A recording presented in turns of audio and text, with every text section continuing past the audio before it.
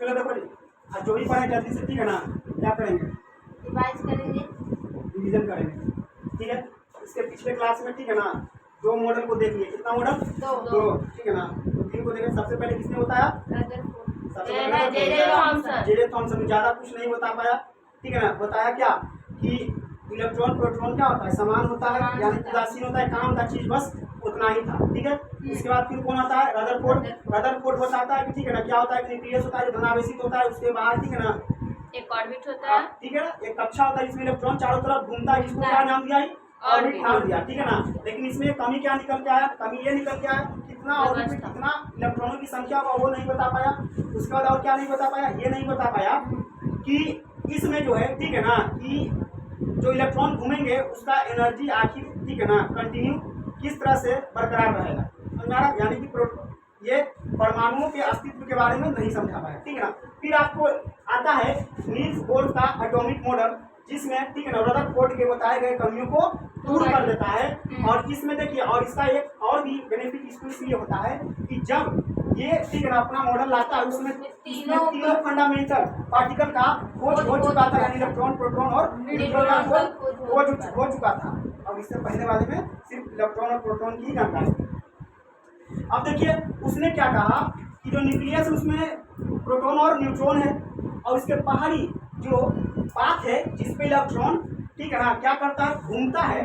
उसको वो ऑर्बिट ना बोलकर क्या बोला? Energy level. क्या बोला? एनर्जी लेवल, ठीक है ना।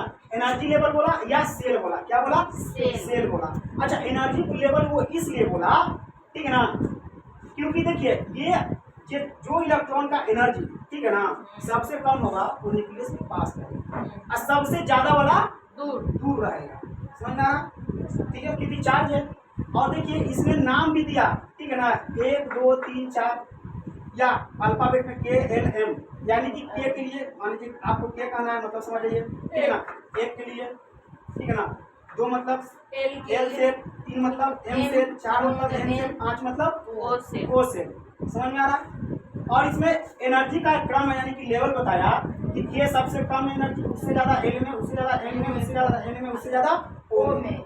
इसका मतलब है कि इसमें से सबसे कम एनर्जी वाला सेल कौन है? के, यानी इसमें जो इलेक्ट्रॉन वही रहेगा जिसका एनर्जी सबसे कम होगा, और O में वो इलेक्ट्रॉन पाया जाएगा जिसका एनर्जी सबसे ज्यादा होगा, ठीक है।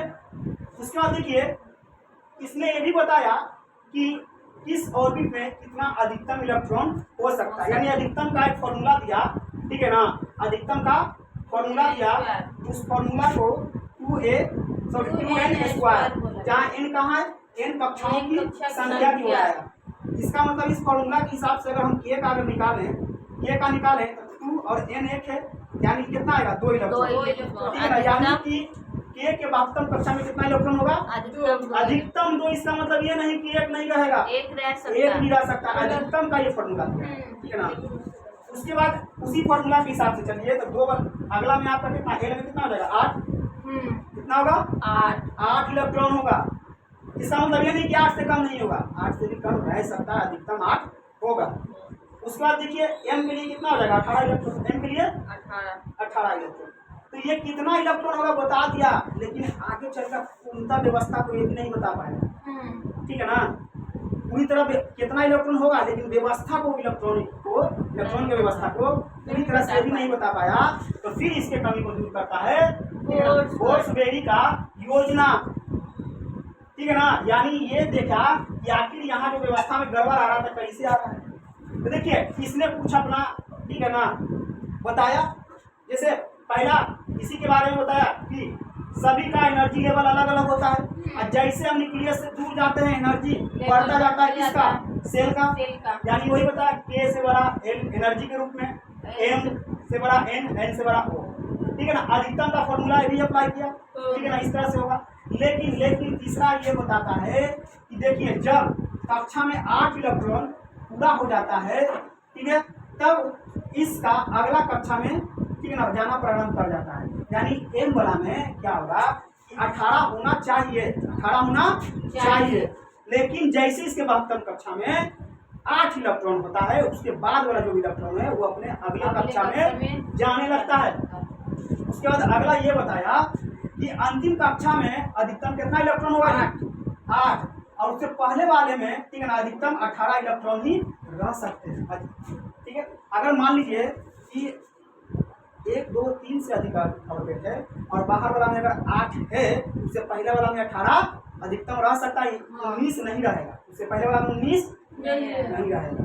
ठीक है, उसके बाद पांचवा ये बताया कि अगर मान लीजिए कि अंतिम कक्षा में ठीक है ना 2 से अधिक तभी होगा, ठीक है, या अंतिम से ठीक पहले 9 से अधिक तभी होगा जब इन दोनों कक्षाओं के पहले वाला जो होगा सेल उसमें ये फुलफिल कर लेगा 2n²। ठीक है, जैसे यहाँ पर इसको समझिए कि ये कोई न्यूक्लियस है, पहला सेल, दूसरा सेल, तीसरा सेल, चौथा सेल।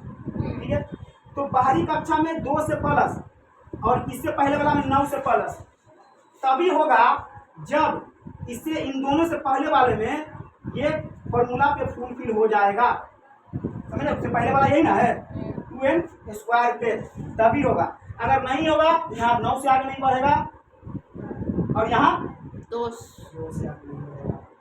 ठीक है, यानी कि ये व्यवस्था को ही बता दिया।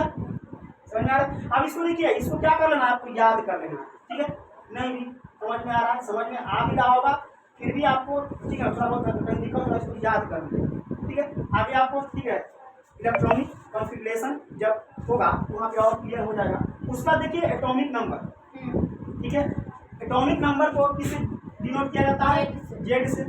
और ये सिर्फ किसके लिए होता है? एलिमेंट के यानी तत्व के लिए होता है। ठीक है, क्योंकि हम निकाल रहे हैं किसका? समझ में आ रहा? और इसमें देखिए कंपाउंड या मिक्सचर का कोई इसमें समझ में आ रहा है नहीं। अब एटॉमिक नंबर यानी कि निकालने कैसे पता करेंगे कितना है? देखिए जितना किसी भी ठीक है ना किसी भी परमाणु में जितना प्रोटॉनों की संख्या होगा वही उसका क्या था? Atomic number. क्या होगा? Atomic number. जैसे देख लीजिए हाइड्रोजन का 1, सोडियम का 11, मैग्नीशियम का 12, एल्युमिनियम का 13। इसका मतलब ये है कि हाइड्रोजन के ठीक है ना एक परमाणु में कितना प्रोटॉन? 1, इसलिए इसका परमाणु संख्या 1। सोडियम के एक परमाणु में प्रोटॉन की संख्या 11, इसलिए इसके परमाणु संख्या 11। ठीक है, उसका मैग्नीशियम के एक परमाणु में प्रोटॉन की संख्या 12, ठीक है ना, इसलिए इसका परमाणु संख्या 12। एल्युमिनियम के ठीक है ना ठीक है एक परमाणु में ठीक है ना इसके प्रोटॉन कितना होगा? 13, तो इसलिए परमाणु संख्या 13। इसी पे क्वेश्चन देखिए कि सोडियम के कुल 20 परमाणु में प्रोटॉन की संख्या कितना होगा? तो इसमें देखिए अभी सोडियम के एक में देखें 11, तो 20 में कितना? 220 कितना? 220। समझ में आ रहा है? ठीक है, और आज के लिए इतना ही। ठीक है ना, और जितना भी पढ़ा उसको देखो याद कर लेना, तब आगे वाला समझ में आएगा। समझ में आ रहा है? ठीक है।